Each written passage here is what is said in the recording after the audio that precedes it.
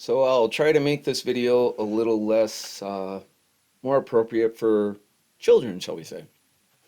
And I'll try to do my best and not lose it and start cussing up a storm. But anyway, last time I talked to you guys, and I'm showing you guys this, is because we're going to judge time. How many times do you think that they went through and modified this train station? And then when you find out the history, when they replaced this train station for another one, they took it out. And so you can see right here, they remodeled and put a new doghouse on top of the existing train station. And then this hotel was built in 1863. And then this will give us an idea that this is supposed to be 1863. They got the railroad in 1880. And so I'm going to show you in time that there's so much time that's passed here. And I'm talking like centuries has time passed, because when you understand it and you look at it and you really see the physical evidence and understanding what is being told to you here. Okay, I don't know what this is. This could be a lighting tower. So I went back and I was reading through electrical history about lighting towers and how it was proposed at one time, but they went away from that. But I honestly believe that they didn't, and Denver has a tower in it. Now, it was built in the early stages of Denver. Why would you just build this tower for nothing out of nowhere and just to have a tower? I mean, it wasn't a water tower, and it didn't say what kind of tower it was, but it's definitely not a water tower. So, like I said, when you think about this and you actually critically think about our history, geez, I can't believe that nobody else has caught on to this yet. And the ones that do, I'm pretty sure that they're told, because people just coming out of this and understanding it on their own is going to be tough, because they've been lied to so much about history, they don't even understand and know what their history is. So I want to ask you guys, how long do you think it would physically take to build this hotel? And this is up in Blackhawk. Like I said, when I had this, my whole life's been a journey for this point, I believe now. And there was nothing that was going to stop it. To expose this. Okay, so I worked on this hotel, and I was only there for one winter. So basically started in, I think I started in August, and by May I was out. And it wasn't because I got laid off or anything. It's because I had a bone spur in my foot, and yeah. And let me tell you, when I've gone up against doctors, this doctor told me, goes, "Oh no, it'll be fine. We'll shave it off. You'll be walking in 6 weeks. We'll put you in a boot cast." And yeah, later it turned into a fused foot, five screws and one plate. Yeah, so when I tell you I've gone against doctors and stuff, it's not going against them, but you have to remember, these guys are just practicing. That means they're learning. They're just learning. And where you get somebody at in your career is good, because young doctors are great because they're eager, and old doctors are great because they're a little more experienced and they have an idea. And just depends on what doctor you get.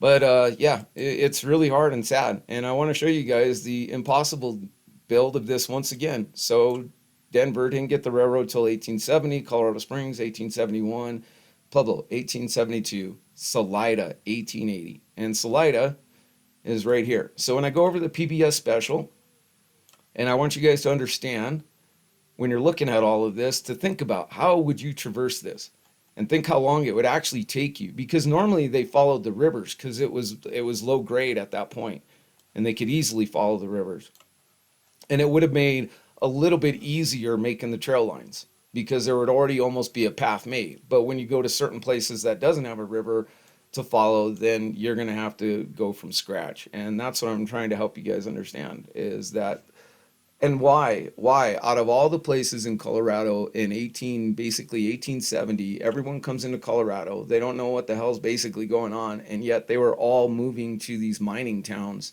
to strike it rich. I mean, they talk about the stories of people showing up in wheelbarrows, and I'm going to show you where they've actually, they've put recessions and depressions long before the 1800s, and they've been doing this on purpose and full control. And if you don't think our money system was the key to this whole thing, you are absolutely mistaken. That was the key to one of the whole things of conquering the United States, was becoming a centralized money system. Once it was a centralized money system, you can do whatever you want if you're the ruling powers. You can skim off the top all day long, and nobody's going to tell you any different. And the ones that will just get locked away in Crazy Town. And that's just it. I can't believe so many Americans are willing to just let this go and know that they've been doing this for a very long time. And I don't care if you're on red or blue, our history and our past should tell us if red and blue is working, and it's not. Our Constitution is failing. Our world is failing.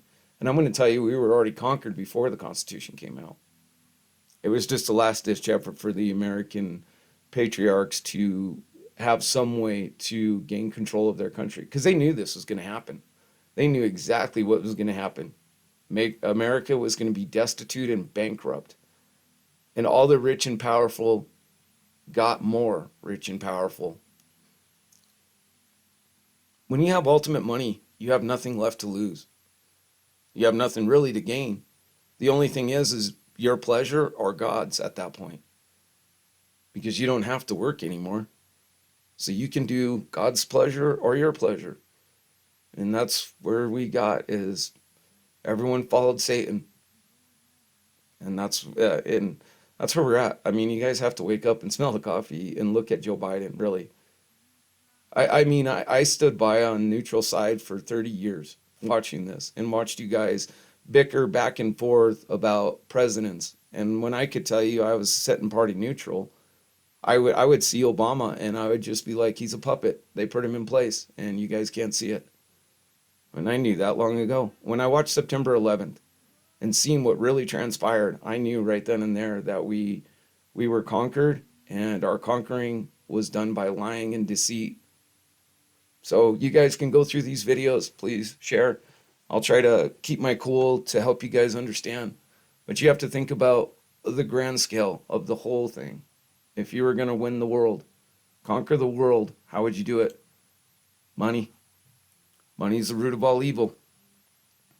And God's told us that. Your faith is your faith. I'm not here to preach to you to change your faith. If anything, I would be asking you to follow it more, because once you come to the understanding of the Bible's two laws that govern the whole thing, you'll, it's real simple. Love your God with your whole heart and soul, and love your neighbor as yourself. You can't get any simpler. And it covers the entire law. So, like I said, you have to think rationally and reason upon what I'm telling you. Other than that, we won't change if we don't come together. This is our time. This is the time to change the world. See, you guys probably don't understand this, but Generation X was wanting to change the world and make it a better place. And people, for the most part, thought they were. And then now they realize what they have created. And our forefathers created. It's the demon system. And I'm going to show you that through the history of their lies. And to show you, maybe you'll wake up and start fighting the fight of truth. Is basically all this is.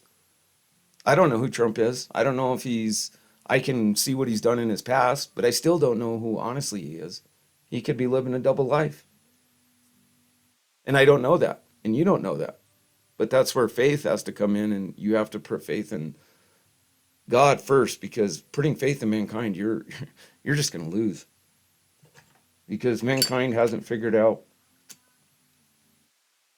self-sacrifice yet. It really hasn't.